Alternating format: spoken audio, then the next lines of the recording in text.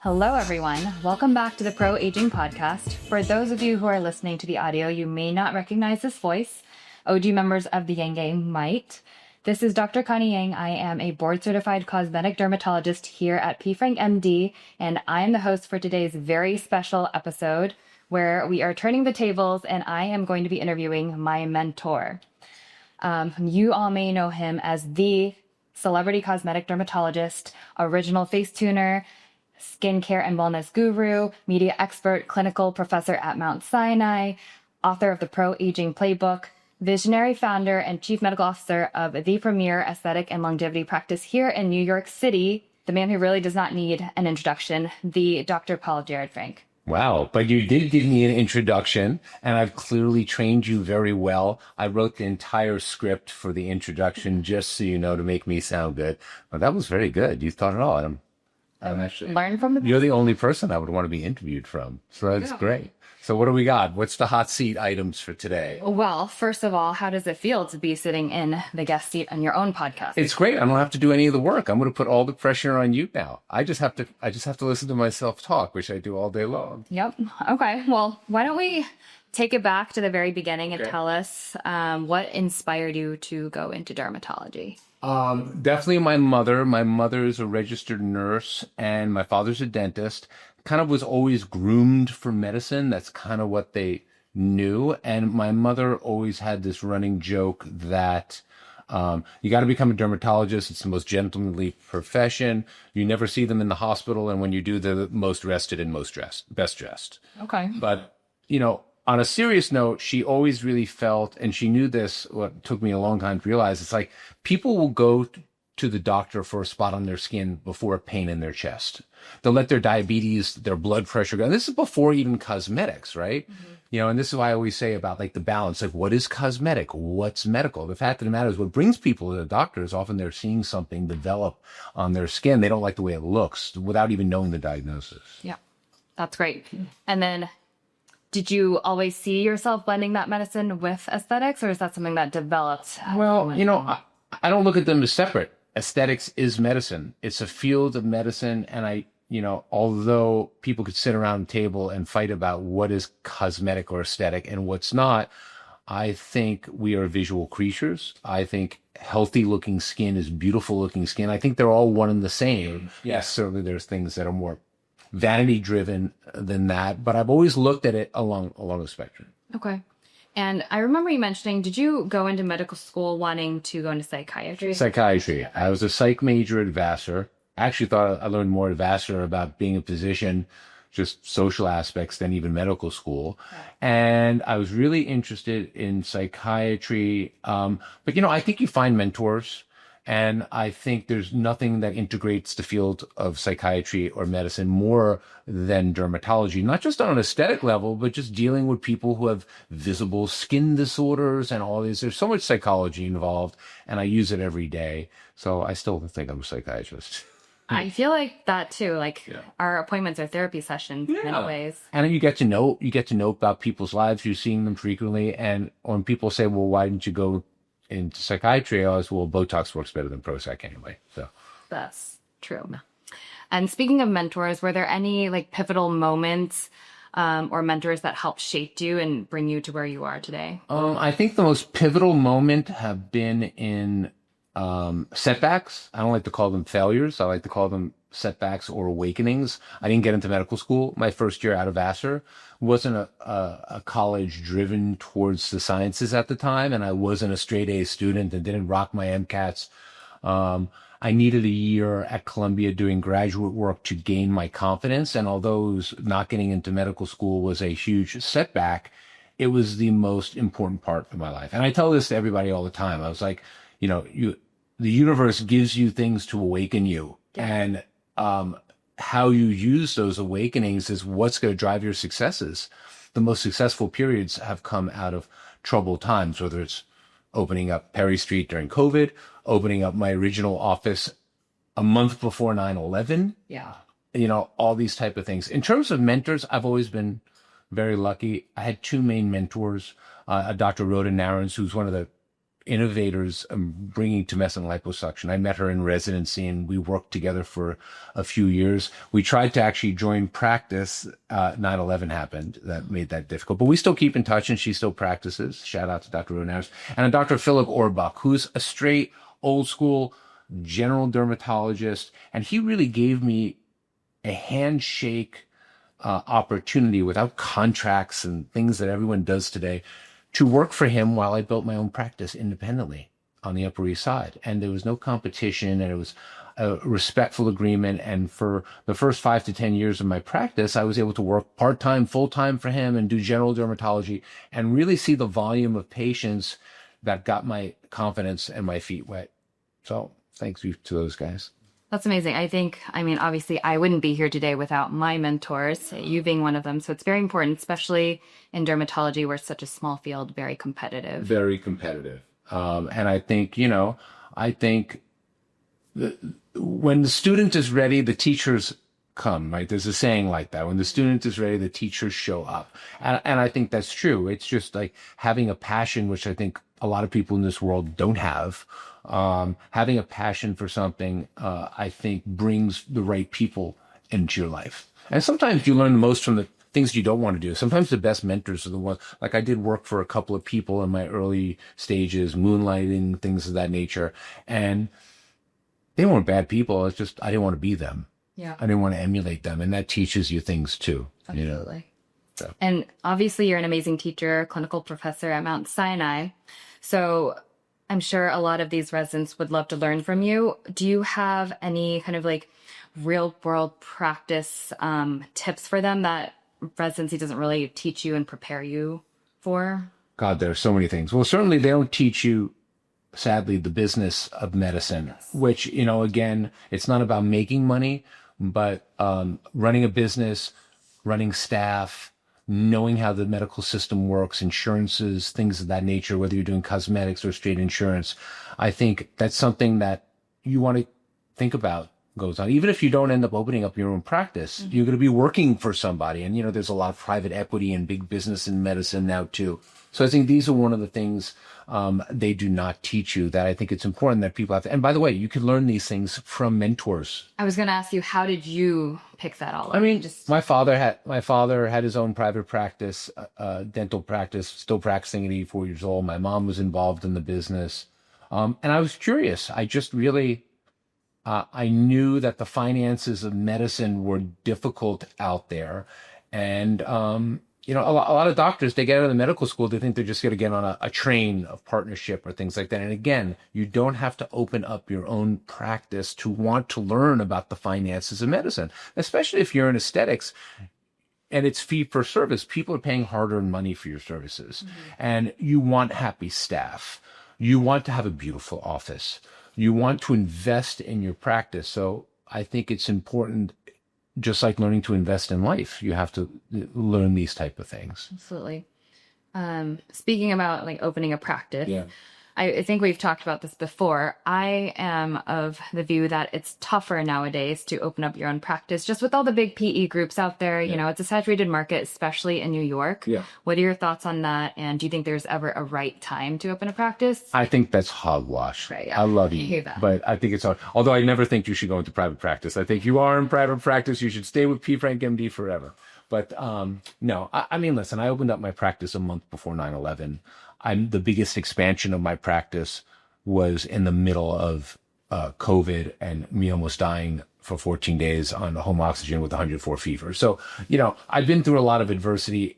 It all looks really beautiful, like it all came so easy, but it really came out of hard times. And I think that people, there's a lot of competition out there, but the pizza pie is so much bigger. When I joined cosmetic dermatology, it was just like Caucasian women that lunched type of thing. Now the aesthetic field goes beyond all socioeconomic classes, ethnicities, religions. I mean, people that you would least expect care about how they look for whatever reason. It's not just for beauty. It's for work. It's for looking tired. It's for longevity. It's for all these type of things.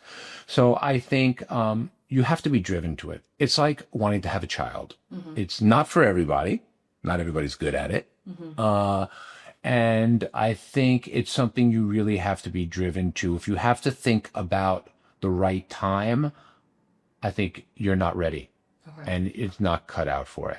And I think actually one of the things that I'm so excited about at PFRANKMD is the fact that it is being taken over by private equity, that there are no really homegrown physician-owned practices where I think, without getting into a larger conversation, we could all agree it's better physician-owned than owned by financial groups that are looking to squeeze out profits and decrease overhead and all those things. Those people only care about making money, not the service of medicine. And I think there's a lot of opportunity out there for good doctors who are willing to become business savvy. I mean, I want my son, he wants to become a doctor. I want him to get an MD and an MBA. I think there's so much opportunity out there, whether you become a clinical physician or not, for physicians to find opportunities, whether it's in private practice or other non-clinical fields. So I think it's great because it's just a big conversation right now. Yeah. Do you think, well, I have no business background at all, but do you think like those courses at AAD or those things like that are helpful, or you think it's better to just kind of I'm not that familiar with them, in all honesty, so I can't say. And I was not business savvy at all, too. Unfortunately, your greatest lessons are from your mistakes. You start slow. You know, when I first started out, my sister was helping me part-time. You know, my sister's my director of operations now. We oversee like 40 employees and almost a dozen physicians. But trial and error. Yeah. And now you have Google. You know how much you can learn about, finances on the internet? Yeah. ChatGPT. I mean, I still learn, you know, and I think in today's world, all you have to do is have passion and curiosity, and you will learn whatever you want. And the only thing that holds people back from doing those things is just in between their ears. Yeah. So, I mean, starting from a small one single rented space with Annie, what was your original vision for PFRANKMD when you were? I mean, my original vision was just to like get patients. Sure. That was really it. I was fortunately at the like neophyte stage of cosmetic dermatology. There were chemical peels and collagen and stuff like that before. There was like one or two lasers that were like the size of a room. But really starting in 2000 is when people were starting to, the FDA trials for hyaluronic acid fillers, for neuromodulators, name brand Botox wasn't even approved yet. But other lasers were coming out, ones that were for various purposes: hair removal, vascular laser, tattoo removal, pigment lesions. I mean, when I first got my practice, I had 3 lasers and I was like the most cutting edge. Which were they? I had a light shear diode. Okay. Like a 7mm handpiece, like little thing for hair removal. It would take me like an hour and a half to do someone's back. Okay. I had a MedLight, which I still have, which is a ND-YAG, the first laser I ever bought, used for tattoos and pigmented lesions, brown spots, stuff like that. And I had a V-beam vascular laser for rosacea, broken capillaries, things of that nature. That's what we first started doing. And we started playing with neuromodulators and collagen. And I learned tumescent liposuction, which is still not that much different today. So that was my first vision, to get that. And then I realized, with the traditional doctor's kind of format, I wanted to curate something more experiential. My sister, having a fashion background and always being interested in the arts and fashion and music and all these things, I really saw the way big fashion brands did it. Chanel, Tom Ford, Louis Vuitton. You walk into a space to go shopping, or even beautiful spas like the Mandarin Oriental. These are service-oriented fields, but in gorgeous spaces. And I'm like, people are getting cosmetic treatments done. Even if you're getting regular medical treatments done, you're nervous. You want to be in a comfortable, in a beautiful, and in a curated luxury space. So I wanted to create like a brand, you know. And I know we all live in a world where everyone's a brand now, but I was really thinking about this 20 years ago. So that's what I wanted to create. And then I realized, this is, you know, after I started working with other doctors and collaborating, things like that, and thinking about a larger picture of the brand, I realized that like people want a taste for this. And I don't mean just patients, I meant other providers. And a lot of other providers, whether they're in dermatology or plastics or OBGYN or some of the other longevity vascular things we have going on now, that it's tough for people to curate that. And that's something that I think I have a knack for. My sister has a knack for curating branding and making people feel comfortable and uplifted, like they're walking into a special space. Yeah. That's what I want. Yeah. And I think you've done an incredible job doing really the brand. What do you feel like has been the most rewarding part of that, creating this brand that so many patients and people trust? Yeah. I mean, that's exactly it. The trust. Yeah. That is the most rewarding. When people come in and they're wowed about their experience. That's it. And which is why, as much as we expand our practice with your help and a lot of other providers that make this place special, I really, and Anne feels strongly about this too, not to get caught up too much in the business and never forget why you do this. It's to put smiles on people's faces, to know that they only trust you, and that they love your staff, and they love the space, whether it's the music photography or the music that's playing constantly, or the staff some of the staff that's been here for 15, 17 years. I think we're seeing less and less of that type of intimate ballerness, so to speak, that people feel like they're part of a club or something like that. And to me, just the fact that they're allowing me to inject things into their face, do surgeries on them, laser them, like we take for granted sometimes how much trust there is involved in that. And they're paid out of pocket. Yeah, no, for sure. Even my medical patients walking in are amazed by how beautiful the office is. Well, that's one thing I really do enjoy, even though I don't do much general dermatology anymore. I think it's really great that we have insurance-based providers here. We do everything. Because those type of patients who are maybe going to like private equity mills, and no offense to PAs and nurses who are qualified, but they're not getting really the level of care always that they want. They're not seeing the same people every time, not just in staff, but also in the healthcare profession. Yeah. Everything's computer oriented. There's no one-on-one. And I think it's nice to be able to offer that. Yeah, no, and I hear that from my patients who are coming from those practices, amazed that I will respond to their email after hours. So, yeah. And they all want to end up doing cosmetic things. That's also Yeah. So speaking of expanding, you've brought on a lot of different providers, and we're kind of moving towards this longevity and wellness area. So what excites you the most about this intersection of aesthetics and longevity? Well, finally people are coming around. I never looked at, just like what you mentioned before, beauty and medicine. I never looked at them as opposite ends of the cafeteria. They're all one. I've seen decade after decade people who would try and quick fix feeling good about themselves. They want to get all the shots in the world, but they don't want to like decrease the amount of alcohol they're taking, control their weight, exercise, do all these things. I always felt that beauty really started from the inside. That's the meat of the pie, and I am the icing on the cake. And the best results I give people is always when people are taking care of themselves. And for many years, I was just referring people out, writing books about it, interviewing about it. And I said, as we were expanding, like, why don't we just bring the experts here? Yeah. Because I don't believe I can provide all those services. I'm not an expert in that. And I think really finally the world is coming around to this. Yeah, it really is becoming very popular with the biohacking, all of that. And listen, there are things, to be cautious and wary of, which is why I like keeping things under my roof, because I think there's a lot of marketing and hype out there, unnecessary hype. And I get concerned about how people are playing with things that maybe don't have founded data and research and stuff like that. So absolutely.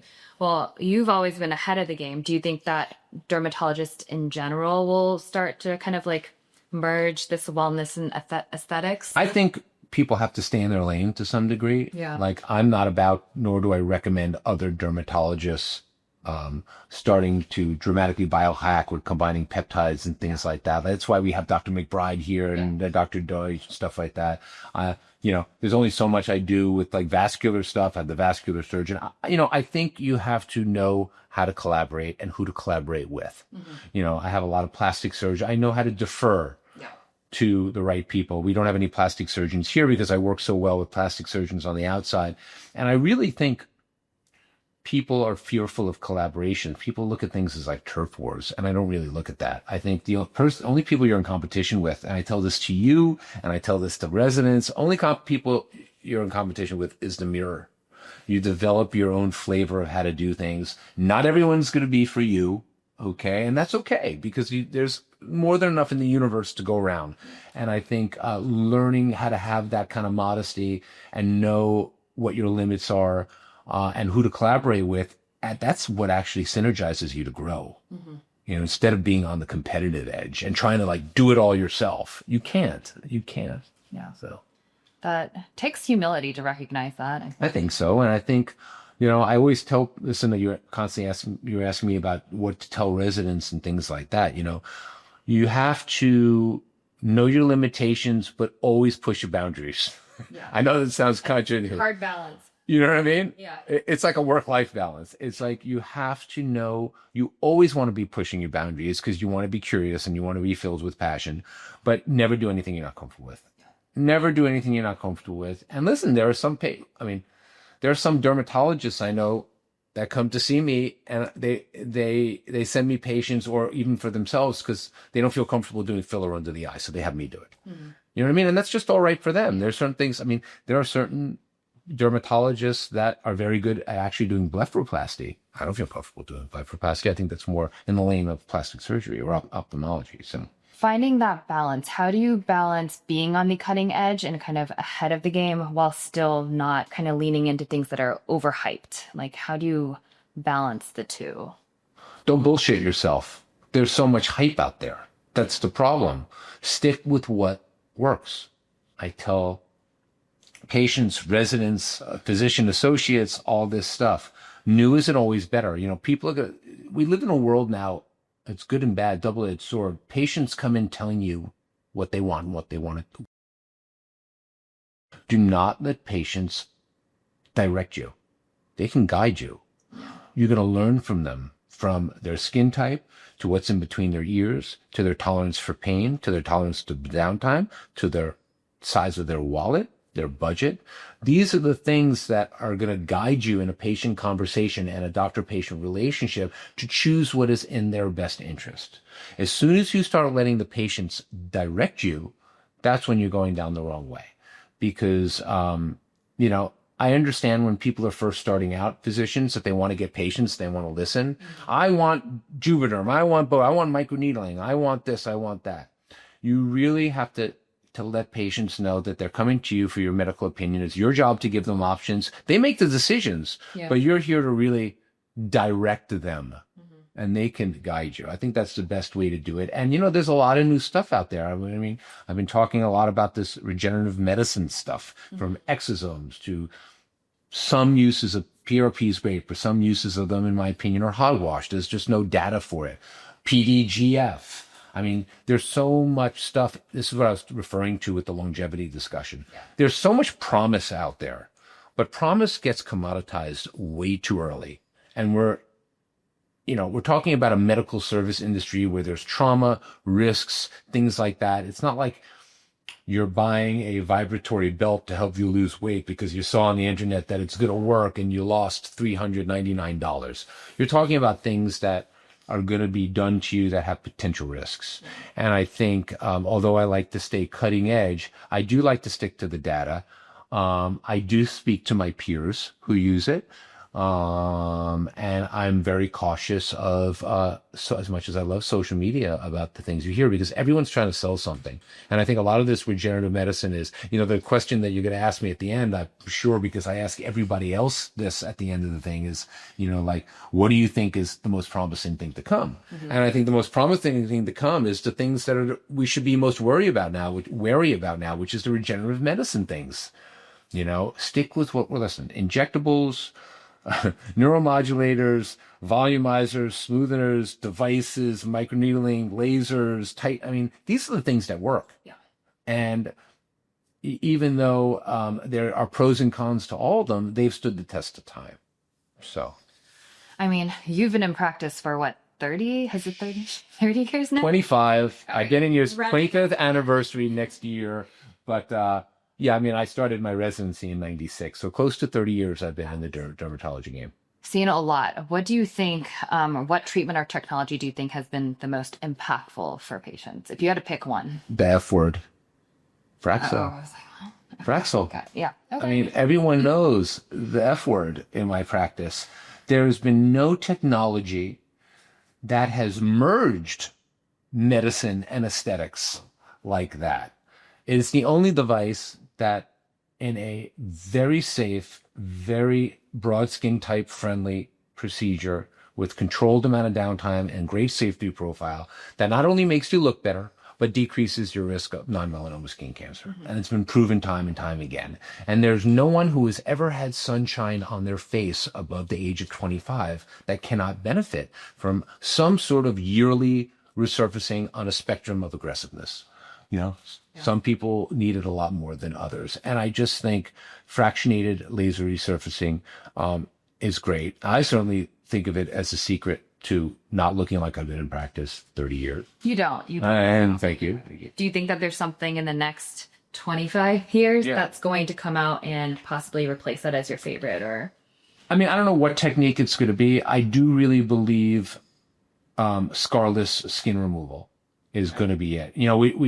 We're at the early stages of it now with things like 𝐒𝐿𝐴, which are fractionated microcoring, which is one of my favorite, I would say, one of the most cutting edge of the newer technologies in my book. But I think surgeons, dermatologic and plastic and general surgeons alike are going to find ways to remove skin, and either through regenerative medicine, either doing the precursor stage to the cutting, the initial healing stages, or the post-healing stages. It could be through more novel lasers. It could be through regenerative medicine injectables, growth factors. It could be through the use of peptides. Like we know there are certain peptides like BP162 or BP1s that they're using post-surgery for healing now. We see using peptides like the GLP-1s, the GLP-1s have an anti-inflammatory component. I believe we are developing a symphony of surgical intervention now that will optimize recovery in a way we couldn't imagine. And I think in as little as a decade, we're going to see that.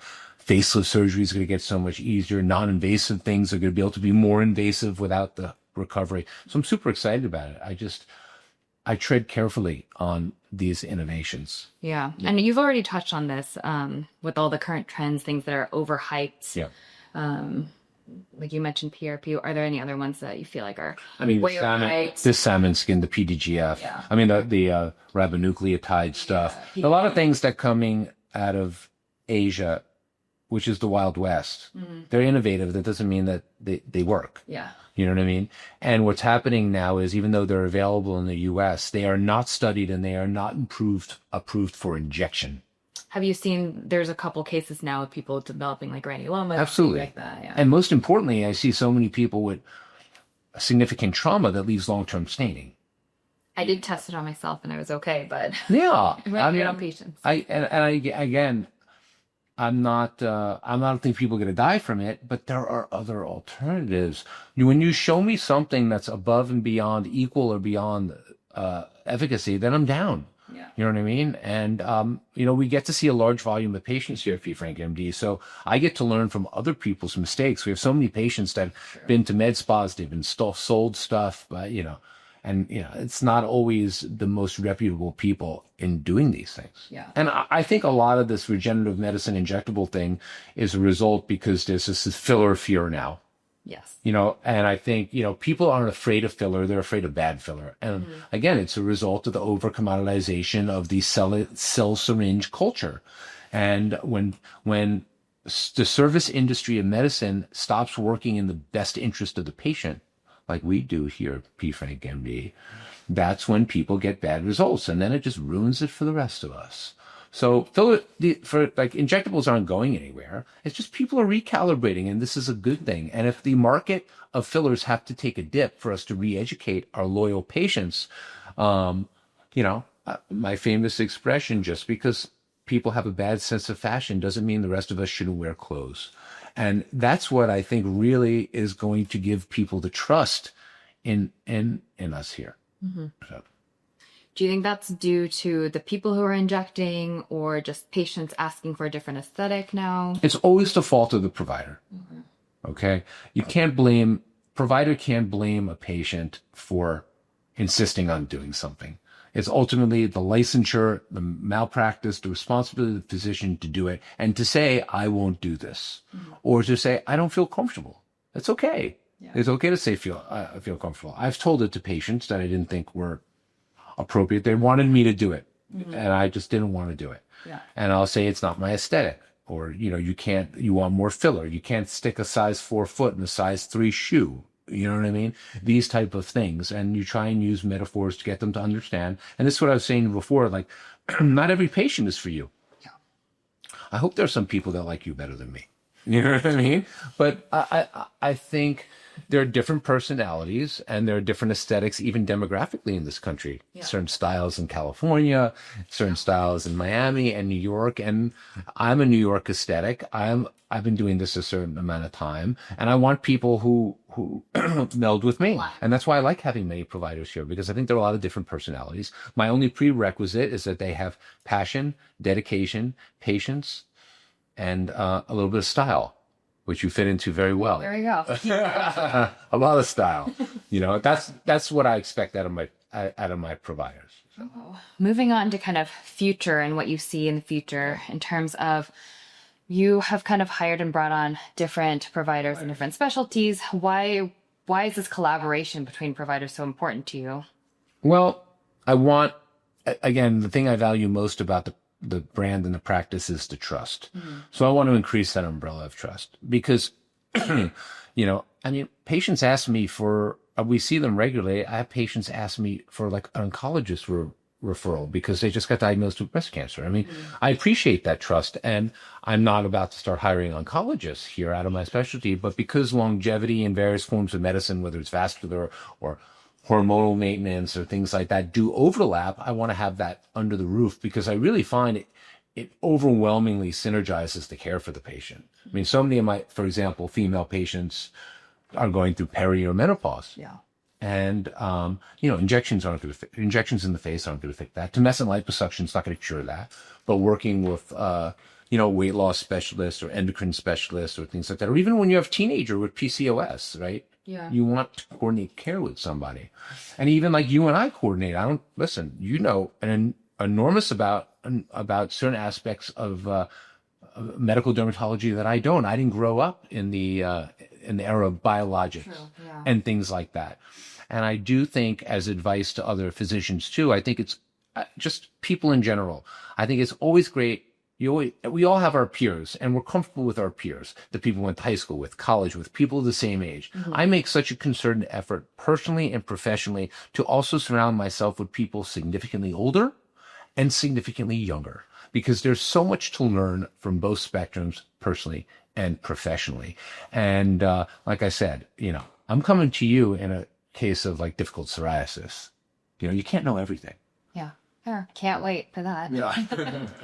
Okay. And then do you think we'll be bringing on other specialties in the future? Where do you see? I hope so. I keep wanting to.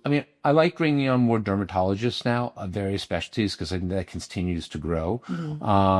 Again, I don't want to step too much out of my boundaries.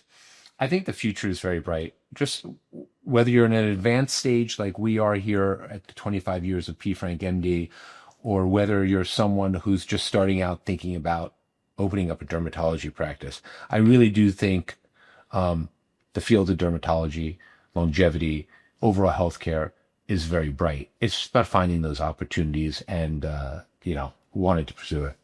Okay, well, since we are a longevity practice, and we know how important it is both physically and how physical and mental wellness is important to looking and feeling good, what do you do outside of the office to take care of your body and your mind? Well, I do a lot of things in the office. So outside the office, there's swinging golf clubs from the backside. I don't play. I'm not very good at golf. I really, outside the office, I really like to be around water. I like being on the water, by water. When I can't do that, I like meditation and exercise. That's my main pursuit. I like staying very, very active. People always ask me, what is the secret of all the things you do? What is the most important anti-aging, pro-aging, whatever you want to call it, secret. They think I'm going to say some type of injectable or Fraxel laser or something like that. And I always say exercise. So when I'm not working, I'm either exercising, meditating, and I think there are several forms of meditation. For me, being on the water is one of them. And that's what I like to do. I have tried to take up golf. I'm not really good at it yet, but we'll see. Those are the things. And I like to cook. I love to cook, which is very meditative. Yes, I cooked for you. I can't forget that. But cooking is a form of meditation. These are all things that take you away, because otherwise, I am a workaholic because I love what I do, and I would do it 24/7. Even when you're relaxing during that weekend on Hamptons, you went from the jet ski to the kayak to the boat, like nonstop. I know. Like, I'm nonstop. I have to schedule in sleep. Yeah. You know. But I mean, that's part of what makes you so successful, right? Yeah. That drive. Yeah. So that's great. Some other personal questions, not personal, but how do you personally define beauty? I mean, to me, I really find the best part about beauty is that it's in the eyes of the beholder. So to me, it's in a form of confidence. It's the way people carry themselves. Now, a lot of that form of beauty I can affect in people, because I've always found it odd that I've had the good fortune of working with some of the most beautiful models or you know, people that were objectively stunning to look at, but they had insecurities about things. They may have confidence in front of the camera, but not in real life. Whereas I've had more elderly, maybe not objectively beautiful, ideological people who you do something that just makes them feel better about themselves, and they feel beautiful. So to me, the definition of beauty is between the ears, and it's so subjective. And to me, the way I define it, because I see beauty in a lot of different things, is the way it carries itself and its confidence. And I think you could find beauty in that. It's when I see insecurity and I see someone uncomfortable. I don't find it ugly, but I think there's things could be improved upon. That's fair. That's fair. I like that. I really like that. And that's what makes working in dermatology so rewarding. It's being able to restore that. And that's where the psychology comes into it. And I do think mental health and beauty is a dramatic growing field also. Maybe we'll get a psychiatrist in here. That would be interesting. But I mean, listen, think about all the various degrees of body dysmorphia there is. And just about when people, I mean, listen, I've gone through some emotionally difficult times or health issues or things like that, like anyone by the time they hit 55. And when you don't feel good inside, you don't look good on the outside, or at least you don't see yourself as looking good. So I think that may be one of the next horizons too, in mental health and that. And again, vanity does not have to be a curse word. I think we're all very lucky. If you're vain, it means you're healthy enough to care about the way you look. I always say a cat's going to die when it stops grooming itself. And I think people are, patients always say, well, when am I going to give this up? I'm 80 years old. When am I going to give it up? I said, hopefully never, because if you feel healthy enough to care about the way you look in the mirror, you're doing pretty good. Do you think, why didn't you go into psychiatry, by the way? Because I think I can make a much bigger impact in what I do now. Okay. And I really do. I think that's the rewarding part. I think I make impacts on people's daily lives. It's a big thing. Yeah. Of course, that's why they're coming back. Good. Yeah. And if you weren't a dermatologist, though, what do you think you would be doing? I'd be in the music industry. Really? I love music. In what way? Music production. Okay. Something. I mean, I was never a great musician, but my life is engulfed in music, and in some way or shape, form, it's what gives me vitality, other than my work. So I would have seen myself somewhere in music production. Very cool. Yeah. I like that. Okay. All right. So why don't we do some rapid fire questions on some of our audience? Okay. So we have a good one. This first one here. What happens to filler in your body? Do you believe plastic surgeons saying they have to remove migrated filler during facelifts? I've been hearing so much about this, not sure what to believe. Filler is not permanent. It's dissolvable. It goes away. It's metabolized. But some of the thicker fillers that are out there that were sold because of their longevity stick around a lot longer. The other thing is, if you do shove a size 4 foot in a size 3 shoe, it's going to be difficult to get that shoe out once you get it in. So in overabuse of filler, where the face is stuffed with too much filler and the elasticity of the skin is challenged, it's also impacting the vascular drainage, the lymphatic drainage, the circulatory degradation and metabolism of these fillers is getting delayed. But if you use the right filler in the right amounts, in the right areas of the face, it will metabolize. And has been proven time and time again. And by the way, if plastic surgeons have to remove a little filler with hyaluronidase, so be it. It works well because it's been injectables like filler that have been keeping patients looking a decade younger than the decade before. Okay, great. What to do after spending time in the sun all summer? For example, healing brown spots, breakouts. I mean, everybody needs a Fraxel year. F word. That's right. It's the F word. Everybody needs a Fraxel year. That's right. I can't wait till mine. I'm an embarrassment to my profession here. Too much time on a boat. It's the golf and the boat. That's right. Tech neck prevention. Just that. I think tech neck is a weird marketing term. These lines were around way before the iPhone. Okay. You can't fight genetics. Wear sunscreen. Don't stop using your phone less. Getting something to hold your phone like that is not going to do it. And you're not going to walk like a robot. There's nothing preventative. The good news is there are treatments for it. So, okay, fair. Any treatments I can do for textured skin but prone to eczema? That's very interesting. I have done laser resurfacing on patients susceptible to eczema. There's so many great treatments for eczema now, whether it's biologics or even just prophylaxing somebody with topical steroid for a few days before and after. Unless you are really poorly controlled, there's no reason why you can't find some balance. It's a great question. Okay, fair. What to do for tear trough hollows? I hear mixed things. Filler, PRP, PRF. Well, it's not mixed at all. If you have ditches in a road, they have to be filled. And there's two ways to do that. Temporary filler or permanent filler, like fat. There will be other semi-permanent things out there. And there's no surgery that could fix that. So the regenerative medicine things like PRF and PRP and the SEM sperm, I think they're hogwash for that. There's no data. There may be. There's no studies. It's very traumatic. So I really think if you have hollows, you're talking surgical intervention or hyaluronic filler. All right. And then last question. Have you tried 𝐒𝐚𝐬𝑧𝐠 for pain? Oh, that's a good question. I have not tried it personally.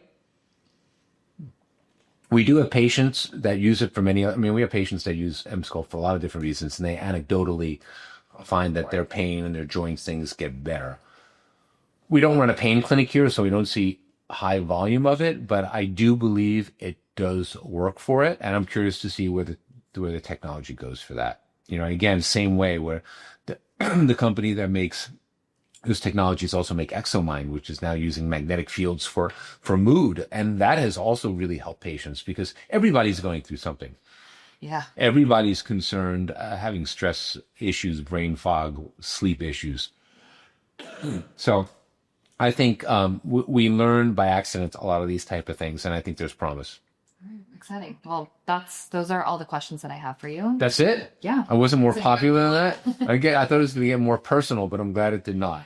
I mean, I chose the questions. That's right. You screened them out. I screened them out, yeah. Very good. All right. Well, this has been fun. Yes. I like it. There's no one else I would have wanted to interview. Now, when do we do you? I don't know. That's Well, you get to find me at PFRANKMD.com. You get to find me at Dr. Paul Jarrod Frank. You get to find me hanging out with Connie and her husband. And I'm generally always here on Perry Street or on the Fifth Avenue office. And that was fun. Yeah. Thanks so much, everybody.